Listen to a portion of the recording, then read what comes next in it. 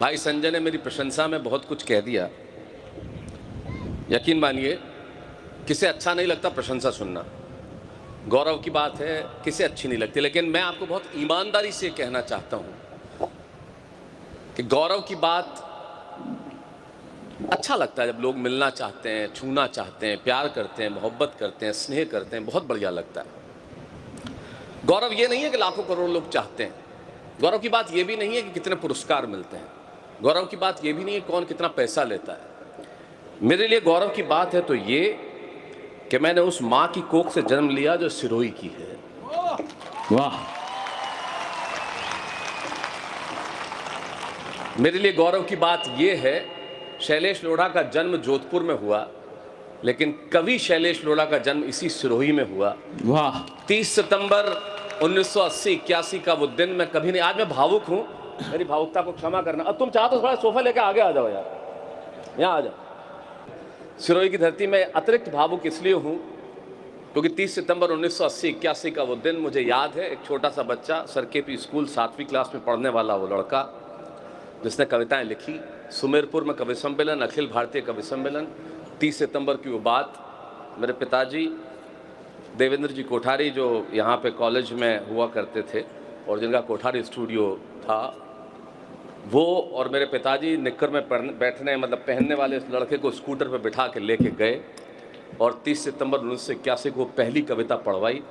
और तब से आज तक लेके शैलेश लोढ़ा सिरोही का ही रहा, क्योंकि सिरोही में ही ये कवि पैदा हुआ और ये मेरे भीतर से कभी निकलता नहीं है और मैं इसे निकाल भी नहीं सकता, क्योंकि इस धरती ने जो मुझे दिया है मेरी कर्म भूमि रही है।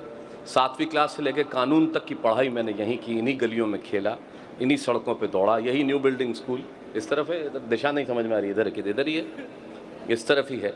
यहीं 9वीं 10वीं क्लास मैंने पढ़ी, इसी कॉलेज में रहा। ये तमाम चीज़ें ऐसी है जो मैं बहुत आज भावुक हूँ, मुझे बहुत अच्छा लग रहा है। अब ये मोबाइल बंद कर दो दोस्त, क्या करोगे इसको रिकॉर्ड करके? इस मोबाइल ने सब कुछ तो छीन लिया, रखा क्या आपके पास? मेरी बात को समझना, मैं मोबाइल का विरोधी क्यों हूँ। मोबाइल हम भी काम में लेते हैं, मैं भी काम में लूँगा अगर कुछ देखना होगा, लेकिन किस वक्त काम में लिया जाना चाहिए ये देखिए। हम लोग, मेरी बात के दर्द से जुड़ना, हम लोग इतने संवेदनहीन हो गए हैं कि अगर किसी का एक्सीडेंट होता है तो हम बचाते नहीं, हम रिकॉर्ड करने लगते हैं। ये नहीं होना चाहिए। इस मोबाइल को बंद कर दीजिए। आपने सब कुछ छीना है मोबाइल ने, आपका क्या नहीं छीन लिया? आप तारीख इस पे देखते हैं, इसने आपकी घड़ी छीन ली, आप हिसाब इस पे करते हैं, इसने कैलकुलेटर छीन लिया, इसने आपका कैलेंडर छीन लिया, इसने आपके सारे हिसाब किताब छीन लिए, रिश्ते छीन लिए, बच्चे छीन लिए। अरे मुझे देखने का आनंद का एक क्षण बचा है, वो तो बचा लीजिए, इसलिए इस मोबाइल को बंद कर लीजिए। मैं सामने खड़ा हूँ, सुन लीजिए ये बात। आइए, बहुत बहुत बढ़िया ढंग से आप सुन रहे हैं, सारे कवियों ने बहुत अच्छा पढ़ा, अशोक ने, संजय ने। इसे कहते हैं अवसरवाद। कितना बढ़िया अवसरवाद है। जैसे ही कवि सोफे से उठे वो दोनों आके बैठ गए।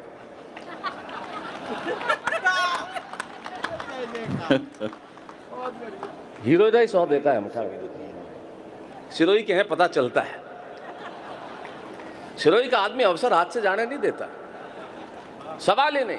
ये धरती हमारी कमाल की, अद्भुत है। तुम लोग इनको कह रहे हो इतनी देर से ताली बजाओ ताली बजाओ, तुम्हारे बाप का राज चल रहा है क्या?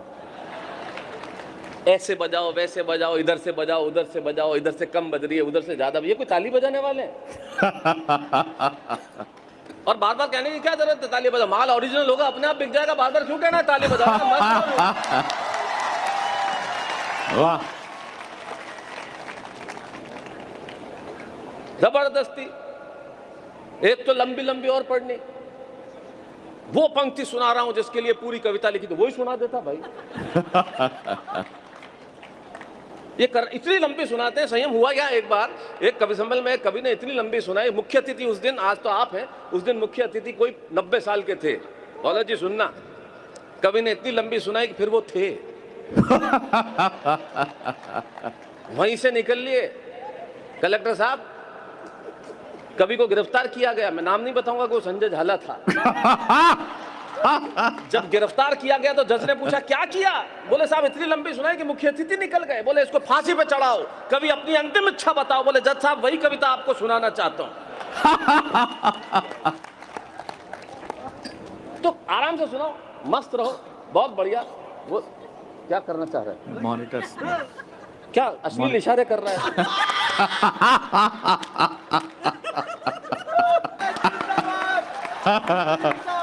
वॉल्यूम, ये वॉल्यूम क्या करेगा चांद, और क्या करेगी चांद। भाई जान, मेरी जान, मना कमाल कर दिया। जो सिरोही का वॉल्यूम तूने बढ़ाया है, मैं इस वॉल्यूम के लिए प्रणाम करना चाहता हूं। अद्भुत है, वॉल्यूम बढ़ना भी चाहिए जीवन में, लेकिन इतना वॉल्यूम नहीं बढ़ना चाहिए जितना अशोक चारण और हाशिम फिरोजाबादी का है। माइक त्राही त्राही बोल देता, पीछे आ जाते हैं इतना जोर से। ये क्योंकि वीर रस के कवि है ना, इनको बीमारी भी वीर रस में होती है। अशोक चारण ने रात को 2 बजे चिल्लाया उठ के, मुझे लकवा हो गया। वीर रस, मुझे लकवा हो गया। बीवी ने लाइट खोली और दी एक खींच के, बोले पजामे के एक पांचे में दोनों टांग फंसी हुई है, मुझे लकवा। भाई वाह। आप कल्पना करके देखो, उसमें लकवा ही होता है। और मान लीजिए यदि पजामा चूड़ीदार हो तो आदमी कोमा में चला जाए। तो वॉल्यूम कम करो, आराम से बोलो। बैंक चला गया हाशिम फिरोजाबादी पैसे निकलवाने के लिए, तो उसने कह दिया जो कंदर कह रहा बाबू एडी जाए अटे, तो पीछे आवाज अब आ रही है। Very good. जितनी अब आपकी माइक की शिकायत क्यों कर रहे थे कलेक्टर साहब ये सारे? ठीक है, हम 3 दिन से परेशान है, और भी किसी ने कहा। हाँ भर रहे हो कि ना दे रहे हो? अच्छा है, कोई दिक्कत नहीं, मजा आ रहा है। कोई आवाज आएगी, धीरे धीरे आएगी बेटा, आ जाएगी आवाज। कोई गया बैंक में हाशिम फिरोजाबादी पैसे निकलवाने, क्लर्क ने कह दिया मैं पैसे नहीं है, और 2 माल्या को उधार। आ गया वीर रस जोश में, और 2 माल्या को उधार। अरे बोले बैंक में पैसे हैं, तेरे अकाउंट में नहीं है। और यकीन मानिए आप, मैं जहां भी जाता हूं मैं तो ये कहता हूं कि मेरे लिए सबसे महत्वपूर्ण बात यह है कि मारवाड़ का हूं। सिरोही में मेरी माँ सिरोही की है। अगर उन्होंने मुझे जन्म नहीं दिया होता तो मैं नहीं होता। सिरोही की भूमि ने मुझे कविता नहीं दी होती, मुझे यहाँ शिक्षा नहीं दी होती, ज्ञान नहीं दिया होता, तो मैं वहाँ नहीं होता जहाँ आज मैं हूँ। और आज भी यकीन मानिए मैं बहुत ईमानदारी से बात कह रहा हूँ। आदमी अपनी कल्पना में जहाँ रहता है वहाँ का वितरण कभी कभी करता है। मैं बहुत ईमानदारी से एक बात कह रहा हूँ, मेरा जीवन का एक भी दिन ऐसा नहीं जाता, एक भी दिन 24 घंटे में एक बार जब मैं सिरोही का वितरण नहीं करता। क्या बात, सही बात है, सही। मैं साल में जितनी बार मौका मिलता है हजारी माँ सरस्वती के दर्शन करने आता ही हूँ। साल में 10 बार 12 बार जितनी बार मौका मिलता है। आज भी आते वक्त आया, कल सुबह लौटते वक्त भी वहाँ जाऊँगा। उन्हीं के आशीर्वाद और बाला सती माता के आशीर्वाद से जब भी दर्शन करने आता हूँ, फिर उसके बाद बाबा रामदेव पे आके चाय पीना तो एक धर्म है ही। रघु भाई जो हमारे उस ज़माने से जब हम कॉलेज में पढ़ते थे तब से वो चाय पिला रहे हैं। जब वो ढाबा बहुत छोटा सा हुआ करता था, अब तो बहुत विशाल हो गया। मन्नू बैठा है, मेरा जूनियर होता था। अब तुम क्या नगर पालिका अध्यक्ष हो मन्नू? क्या बात है यार, कमाल, मुझे तो पता ही नहीं था। क्योंकि तुम्हारे ज़माने में जब तुम छोटे थे शराब की 1-2 ही दुकानें होती थी।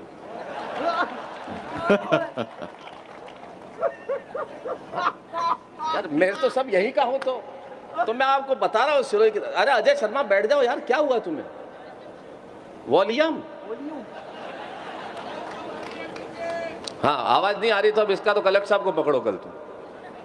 कोई आवाज नहीं आ रही। हाँ था, वॉल्यूम पर थे। एक जना खड़ा हुआ, उसमें चक्कर में सब हो गया। 1-2 दुकानें, हाँ 1 ही 2 दुकानें होती थी। हाँ ये याद रखो ना, तुम लोग क्या कर रहे हो?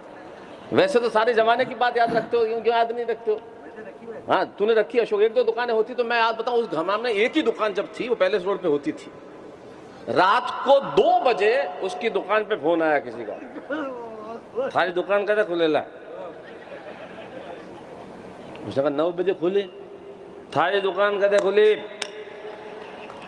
9 बजे। थारी दुकान कैसे खुली? अरे क्या 9 बजे खुली, आवजे रहोगे माहितीच बोले रही हो।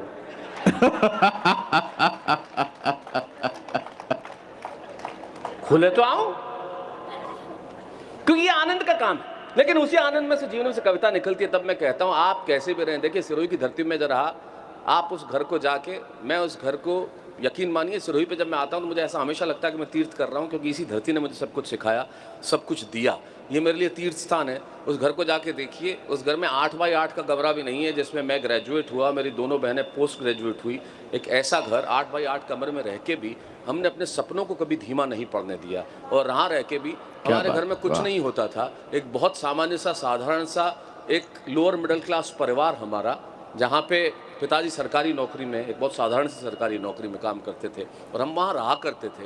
लेकिन वहाँ रहने के बावजूद भी आप ये देखिए, सिरोही की ताकत है, सिरोही की धरती की ताकत है, यहाँ जो सिखाया उसकी ताकत है कि उसके बावजूद भी आपके भीतर जज्बा होना चाहिए। और आज हम लोग 80% देश का सच यही है, भूख, गरीबी, शोषण, वेदना, पीड़ा, हमारा सच ये है। इस देश में 80% चूल्हे वो हैं जो सुबह जलते हैं तो ये पता नहीं होता कि शाम को उस पर तवा रखा जाएगा या नहीं रखा जाएगा। इस देश में हजारों पेट ऐसे हैं जिन्हें ये पता नहीं होता कि वो भरेंगे या नहीं भरेंगे। लाखों बच्चे ऐसे होते हैं जो ट्रेन में दौड़ते हैं, बूट पॉलिश करते हैं, उन्हें ये पता नहीं होता कि वो स्कूल का दरवाजा देखेंगे या नहीं देखेंगे। इतनी सारी विषमताएं, इतनी सारी असमानताएं, इतनी सारी परेशानियां, लेकिन उसके बावजूद भी ये जो देश मुस्कुराता है, हंसता है, वो मैंने इसी सिरोही से सीखा है। इसलिए सीखा है कि इतनी परेशानियों के बावजूद भी हम मुस्कुराते थे, हंसते थे। तब मैं पंक्तियां समर्पित करता हूं, आपका बेटा बन के बात कहता हूं कि हमारी जिंदगी है क्या, वो 80% मध्यम वर्गीय देश, जिसका सच ये है जहां से मैं निकला, और जहां से सिरोही से मैं निकला, तब कहता हूं कि सुबह ही सुबह मोहल्ले में पानी भरने के लिए जाना। हमारा सच क्या कि सुबह ही सुबह मोहल्ले में पानी भरने के लिए जाना,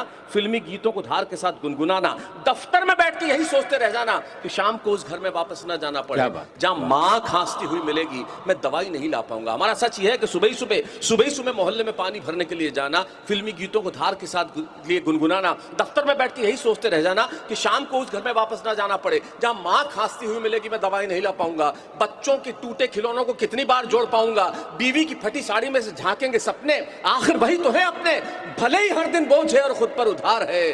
तू जैसी भी है जिंदगी, मुझे तुझसे प्यार है। क्या बात, तू जैसी वाह भी वाह है। वाह।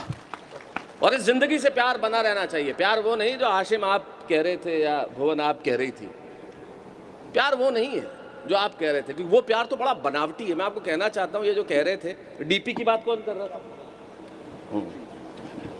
मुझे डीपी से डीपी अग्रवाल साहब याद आते हैं, जो यहाँ लेक्चरर हुआ करते थे, और उनसे वो हिंदी पढ़ाते थे, तो मुझे याद आ गया। लेकिन जो डीपी की बात करते हैं, इस देश में जितने लोग हैं डीपी देख के ही बात करते हैं। आप चेहरा असली लगा दीजिए, आपसे कोई बात नहीं करेगा। लोग चेहरों से बात करते हैं, चरित्र से बात नहीं करते। वाह क्या बात है, चेहरों से बात करते हैं, इस देश में चरित्र से कोई बात नहीं करता। तब मैं सच्ची बात करना चाहता हूं, आप इसका आनंद, चेहरों से ही बात करते हैं। आप देखिए वो जो फेसबुक पे, तब मुझे मेरी कविता की एक पंक्ति याद आती है कि सहजता थी, सादगी थी, बंदगी थी, ये व्हाट्सएप और फेसबुक नहीं थे ना, तब जिंदगी थी। क्या बात, वाह।